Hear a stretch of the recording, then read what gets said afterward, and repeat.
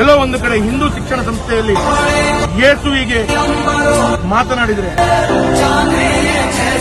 ಇಡೀ ದೇಶದ ಕ್ರಿಶ್ಚಿಯನ್ ಸಮುದಾಯದವರು ಬಿಡ್ತಾರ? ಎಲ್ಲೋ ಒಂದು ಕಡೆ ಹಿಂದೂ ಶಿಕ್ಷಣ ಸಂಸ್ಥೆಯಲ್ಲಿ ಅಲ್ಲನಿಗೆ ಮಾತನಾಡಿದರೆ ಇಡೀ ದೇಶದ ಮುಸಲ್ಮಾನರು ಬಿಡ್ತಾರ? ಬಿಡಲ್ಲ. ಹಾಗೆ ರಾಮನಿಗೆ ಮಾತಾಡಿದ್ರೆ ನಾವು ಬಿಡಲ್ಲ.